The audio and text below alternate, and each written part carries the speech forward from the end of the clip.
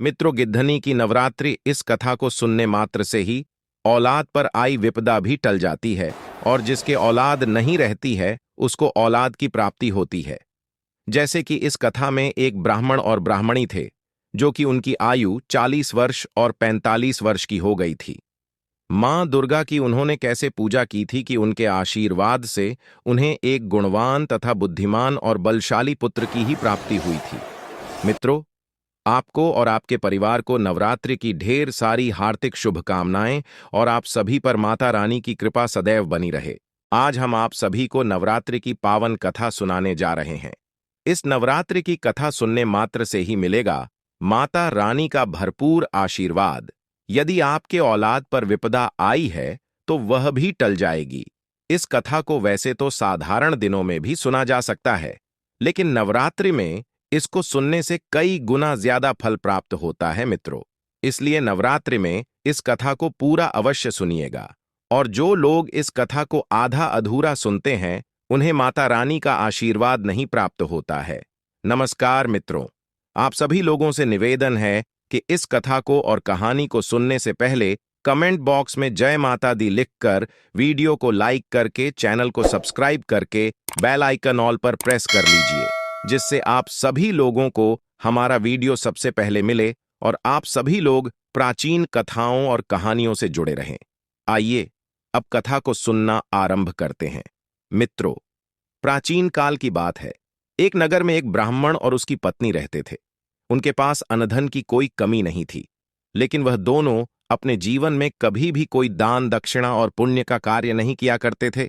जीवन में उन्होंने कभी भी पुण्य नहीं किया था। उस ब्राह्मण ने अपने जीवन में कभी भी किसी को शिक्षा का ज्ञान नहीं दिया था। मित्रों, जिस जगह पर उस ब्राह्मण की मकान था उसी के पास में एक बरगद का वृक्ष था और उस बरगद के वृक्ष पर एक गिद्ध और गिद्धनी का जोड़ा रहा करता था।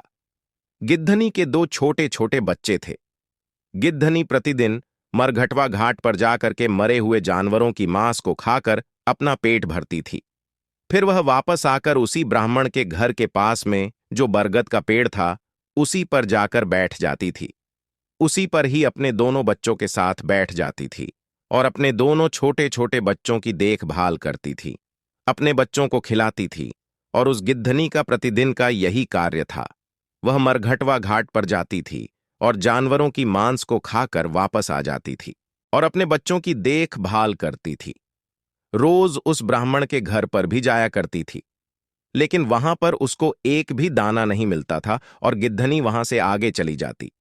जब गिद्धनी अपने मन में सोचने लगती है कि पूरे नगर में सबसे बड़ी हवेली इसी ब्राह्मण की है और बहुत धनी व्यक्ति है, लेकिन फिर भी यह कभी किसी को दान नहीं देता है, न कभी किसी को भिक्षा देता था, न ही कभी कोई धर्म का कार्य करता है, कभी कोई मंदिर में, और न तो व्यक्ति को सहयोग करता था, कभी किसी असहाय व्यक्ति की सहायता नहीं करता है, कभी किसी असहाय जीव जंतु की सहायता नहीं करता है, ना ही कभी पक्षियों को दाना डालता है। मित्रों, वह तो ब्राह्मण बड़ा कंजूस था।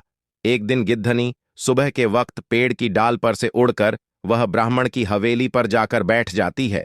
जब वह गिद्धनी ब्राह्मण की हवेली पर जाकर बैठती है तो ब्राह्मण और ब्राह्मण की पत्नी ने अपने पति से कह रही थी कि हे स्वामी, हमारे पास इतनी धन दौलत है, इतनी संपत्ति है, पूरे नगर वाले हमें ज्ञानी और धनी ब्राह्मण कहते हैं। हमारे पास धन की कोई कमी नहीं है, लेकिन इस धन का हम क्या करें? हमारी कोई वारिस नहीं है, कोई पुत्र नहीं है। इस धन को खाने वाला कौन होगा? तब ब्राह्मण अपनी पत्नी से कहता कि हे प्रीतम, अब इसमें मेरा क्या कसूर है? हमारा नसीब ही कुछ ऐसा है। हमारे नसीब में पुत्र की प्राप्ति नहीं है, पुत्र धन की प्राप्ति नहीं है। फिर ब्राह्मण कहता है, हे प्रिय, जब तक हम दोनों जिएगे तब तक इस धन को खाएंगे, उसके बाद जिसके नसीब में होगा वह इस संपत्ति को खाएगा। दोनों पति पत्नी इस तरह की बात करते तब वह गिद्धनी पेड़ की डाल पर बैठकर बड़े गौर से सुनने लगती है। वो गिद्धनी ब्राह्मण और ब्राह्मण की पत्नी की पूरी बात सुनने के बाद वहां से उड़ के आगे चली जाती है और गिद्धनी उसी मरघटवा घाट पर जाके जानवरों की मांस को खाने के बाद वापस उसी ब्राह्मण के घर के महल के पास में जो बरगद पेड़ था उसी पर बैठ जाती है और रोज उस ब्राह्मण के घर जाने लगी और उनकी पूरी बात सुनने लगी। ब्राह्मण की जो पत्नी थी वो बड़े ही अच्छे स्वभाव की थी। उसके दिल में दया धर्म भी था। जब ब्राह्मणी ने रोज गिद्धनी को आते देखती है तो धीरे धीरे ब्राह्मणी का उस गिद्धनी से लगाव हो जाता है। अब ब्राह्मणी उस गिद्धनी को ब्राह्मण से छुप छुप करके उसे दाने डालती और गिद्धनी दाने चुगती। ऐसे करते करते काफी दिन निकल जाते हैं। एक दिन गिद्धनी अपने मन में सोचने लगती है कि ब्राह्मणी बहुत अच्छी है और मुझे दाने भी खिलाती हैं, लेकिन उसके घर में पुत्र नहीं है। तब वो गिद्धनी अपने मन में सोचने लगती है कि ऐसा क्या किया जाए जो ब्राह्मणी को पुत्र हो। गिद्धनी सोचने लगती है कि एक औरत जब तक मां नहीं बनती है तब तक उसका औरत होना ही बेकार होता है। एक औरत का दुख एक औरत समझ सकती है।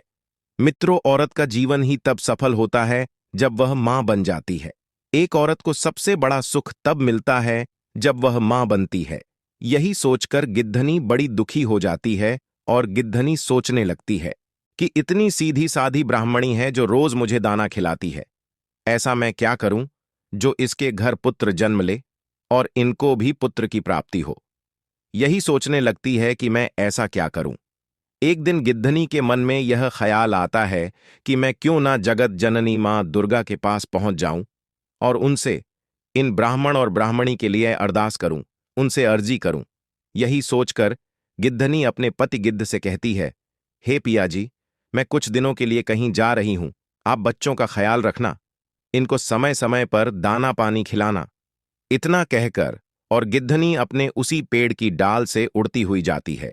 रात दिन उड़ती है, बड़ी परिश्रम करती है, भूख प्यास से व्याकुल होकर भी उड़ती रहती है और उड़ती उड़ती अंत में वह जगत जननी मां दुर्गा के पास पहुंच जाती है। जहां पर जगत जननी माता दुर्गा का पंडाल सजा था, गिद्धनी उड़ती वहीं जाकर के माता दुर्गा के चरणों के पास में बैठ जाती है। गिद्धनी बेहोश हो जाती है। मां जगदंबा दुर्गा भवानी गिद्धनी को अपने हाथों में उठाती है और गिद्धनी को होश में लाती है और गिद्धनी से कहती है कि गिद्धनी, तुम कहां से आई हो? हे पुत्री, मुझे ऐसा आभास होता है कि तुम बड़ी परेशान हो।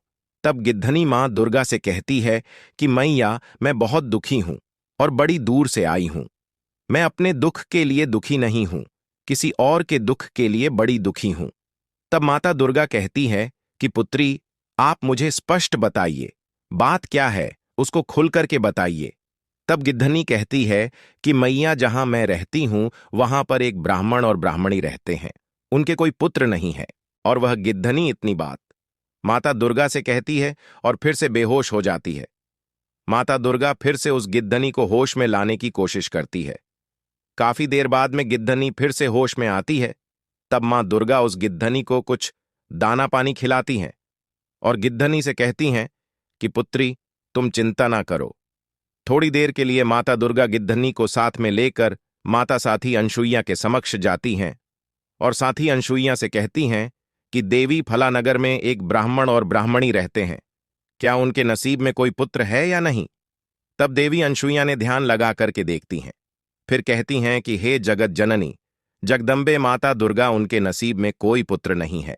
तब माता दुर्गा कहती हैं कि देवी, यदि उनके नसीब में पुत्र नहीं है तो आपको पुत्र देना ही पड़ेगा। लेकिन देवी सती अनसुईया कहती हैं कि हे माता दुर्गा, तुम जिद क्यों करती हो? उनके नसीब में कोई पुत्र नहीं है तो मैं पुत्र कैसे दूं? लेकिन माता दुर्गा जिद करती है और कहती है कि यह गिद्धनी बड़ी दूर से आई है और यह आशा करके आई है कि हम इसकी सहायता करेंगे। इसी आशा से भूख प्यास से उड़ती हुई इतनी दूर से यहां तक आई है और इसको खाली हाथ में नहीं भेज सकती हूं। इतनी बात सुनने के बाद सती अनसुईया कहती हैं कि ठीक है माता दुर्गा, तुम बार बार जिद करती हो और तुम्हारी जिद को मुझे पूरा ही करना पड़ेगा। ठीक है, यदि तुम जिद कर रही हो तो ब्राह्मण और ब्राह्मणी को एक पुत्र हम देंगे मित्रों। लेकिन सती अनसुईया कहती हैं गिद्धनी से कि वे ब्राह्मण और ब्राह्मणी न ही कभी कोई दान धर्म करते हैं, न ही कोई पुण्य का कार्य करते हैं, कोई पवित्र शास्त्र भी नहीं पढ़ते हैं, कोई ज्ञान पुराण नहीं पढ़ते हैं, कोई पुराण शास्त्र नहीं पढ़ते हैं, कोई वेद शस्त्र नहीं पढ़ते हैं। ऐसे स्वार्थी लोग हैं। यदि वो उनको एक पुत्र की प्राप्ति हम देंगे तो उनको दान धर्म भी करना पड़ेगा, मंदिर में भी जाना पड़ेगा, भिक्षा भी देनी पड़ेगी, ईश्वर के भजन भी करने पड़ेंगे, तभी उनको पुत्र की प्राप्ति हो सकती है। तब वह गिद्धनी कहती है कि मां, मैं अपनी तरफ से फुल कोशिश करूंगी कि ब्राह्मण और ब्राह्मणी मंदिर भी जाए, व्रत त्योहार करें, दान दक्षिणा करें। मैं अपनी तरफ से फुल कोशिश करूंगी।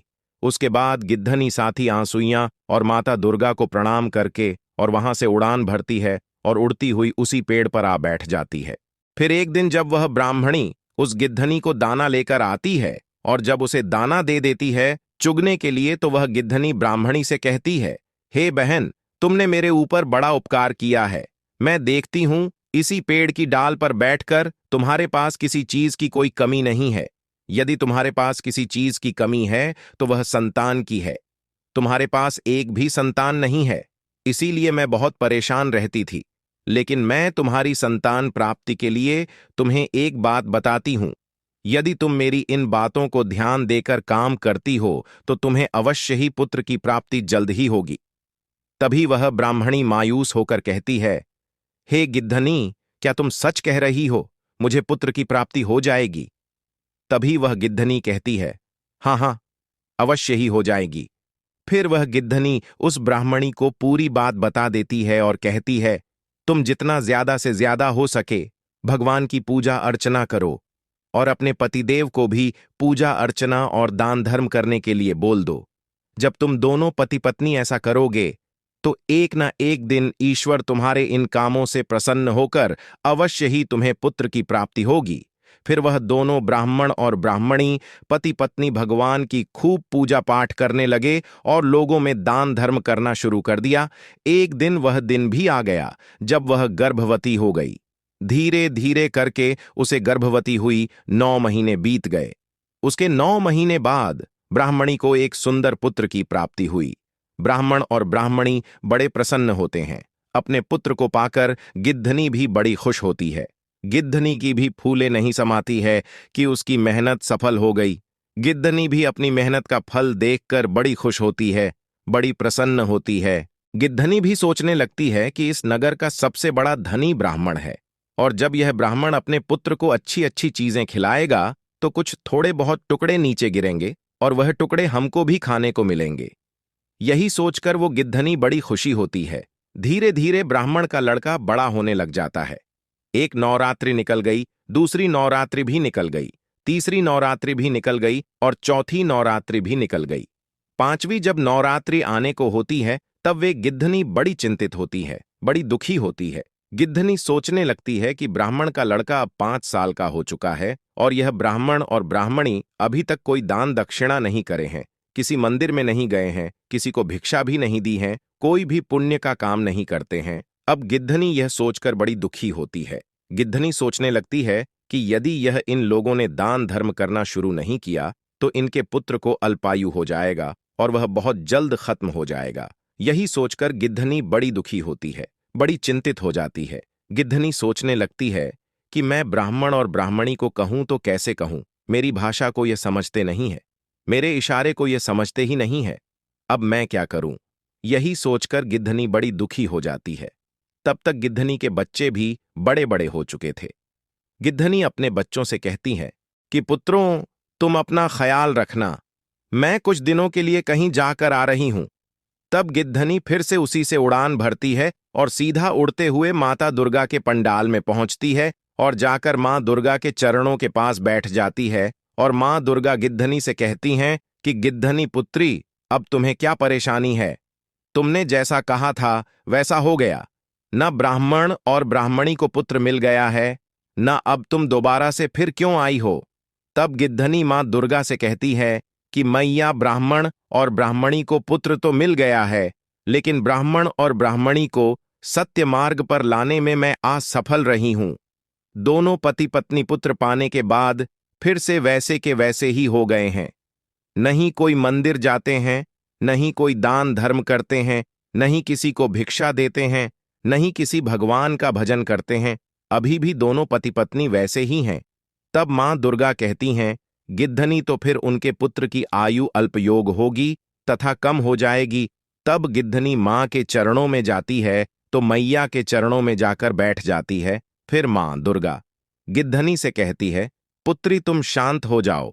तब फिर गिद्धनी कहती है कि मैया, मैंने अपनी तरफ से फुल कोशिश की है उनको समझाने की, लेकिन वो लोग नहीं तो मेरी भाषा को समझ पाते हैं और नहीं मेरे इशारे को समझ पाते हैं। अब मैं करूं तो क्या करूं?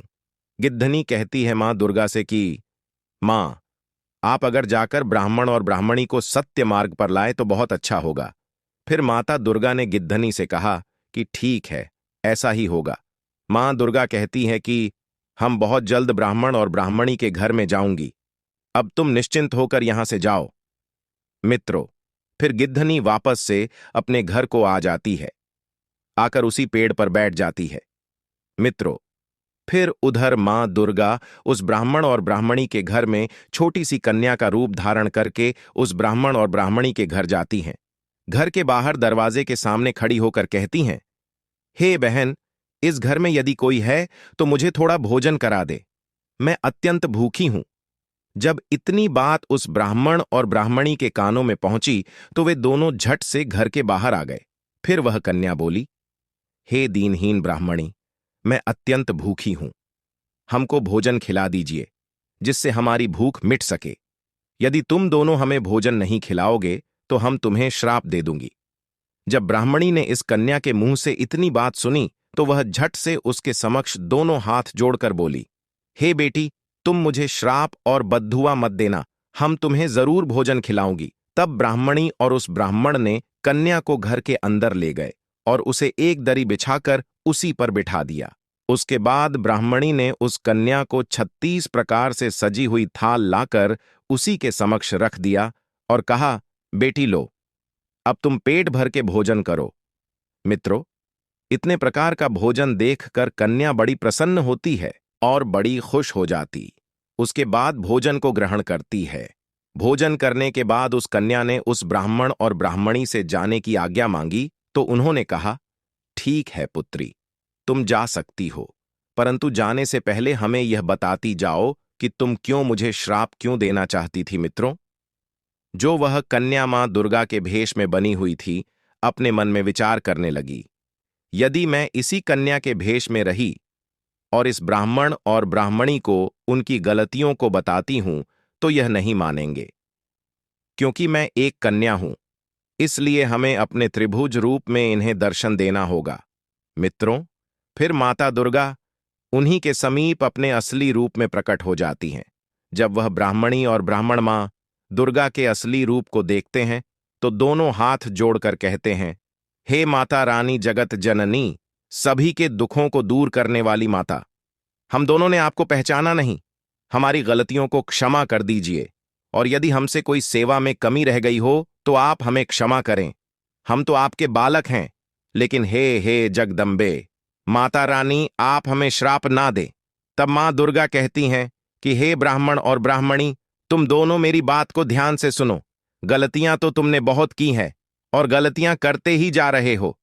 यदि इसी तरीके से तुम गलतियां करते रहोगे तो तुम्हारे पुत्र पर घोर संकट आने वाला है और तुम्हारा पुत्र बहुत जल्द इस दुनिया से अलविदा हो जाएगा। तब ब्राह्मणी और ब्राह्मण ने मां दुर्गा के चरणों में गिरकर बोले, हे माता, हमें कोई मार्ग बताइए, हम क्या कर सकते हैं? बुढ़ापे में जाकर हमें एक पुत्र प्राप्त हुआ है और हम इस पुत्र को हम खोना नहीं चाहते हैं। तब मां दुर्गा कहती हैं कि ध्यान से सुनो, आज के बाद यदि तुम्हारे द्वार पर कोई भी आता है तो वह खाली हाथ नहीं जाना चाहिए। दान धर्म करो, लोगों की सहायता करो, परेशान जीव जंतु की सहायता करो, धर्म पुण्य का कार्य करो और नवरात्रि का व्रत करो, ईश्वर की भक्ति करो, ईश्वर का भजन करो। यदि तुम आज दीनहीन और गरीब लोगों को दान करोगे और भूखे को भोजन कराओगे और शास्त्रों का अध्ययन करोगे, भगवान का पूजा करोगे, कीर्तन करोगे, घर में कथा सुनोगे, तो कल जो तुम्हारा पुत्र है वह भी करेगा, नहीं तो उसे भी ज्ञान नहीं मिल पाएगा और वह भी तुम दोनों के जैसा निकल जाएगा। मित्रों, फिर पति पत्नी दोनों हाथ जोड़कर खड़े हो गए और बोले, हे माता, हम ऐसा ही करेंगे, अपने बच्चों को भी पूजा पाठ करना सिखाएंगे, दान धर्म पुण्य का कार्य करना सिखाएंगे और उसे शास्त्रों का अध्ययन कराएंगे। फिर माता बोली, हे ब्राह्मण और ब्राह्मणी, तुम्हारे घर में जो यह पुत्र खेल रहा है यह तुम्हारी मेहनत से नहीं है ना, तो तुम्हारे नसीब में था। यह एक गिद्धनी की मेहनत है जो तुम्हारे यहां से उड़ करके हमारे पंडाल में गई थी और पंडाल में जाने के बाद मुझसे अर्जी करके विनती करके यह पुत्र मांगा है और फिर तुमने भक्ति की, यह तुम्हारी भक्ति का फल है जो तुम्हारे घर में आज एक नन्हा सा पुत्र खेल रहा है। तब ब्राह्मण और ब्राह्मणी कहते हैं कि देवी वो कौन सी पक्षी है। तभी वहां गिद्धनी भी वहीं पर आ जाती है और मां दुर्गा को प्रणाम करती हैं। मित्रों, वह दिन नवरात्रि का था जिस दिन मां दुर्गा ब्राह्मण और ब्राह्मणी के घर आई। मित्रों, फिर इतना सब उस ब्राह्मण और ब्राह्मणी को बताकर मां दुर्गा वहां से अंतर ध्यान हो जाती है। फिर अगला नवरात बड़े धूमधाम से ब्राह्मण और ब्राह्मणी मनाते हैं और नवरात्रि का व्रत करते हैं और साथ में गिद्धनी भी व्रत करती है। इस प्रकार मित्रों नवरात्रि सफल हो जाती है। जो लोग नवरात्रि का व्रत करते हैं उन लोगों पर माता दुर्गा की कृपा सदैव बनी रहती है, जैसे कि उस ब्राह्मण और ब्राह्मणी पर माता दुर्गा की कृपा बनी है। मित्रों, आज की कथा यहीं पर खत्म होती है। हम उम्मीद करते हैं कि यह नवरात्रि की कथा आपको जरूर पसंद आई होगी।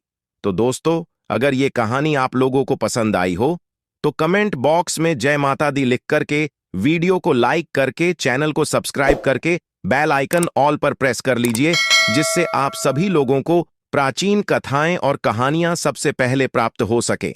मित्रों, वीडियो को पूरा देखने के लिए आप सभी लोगों का धन्यवाद।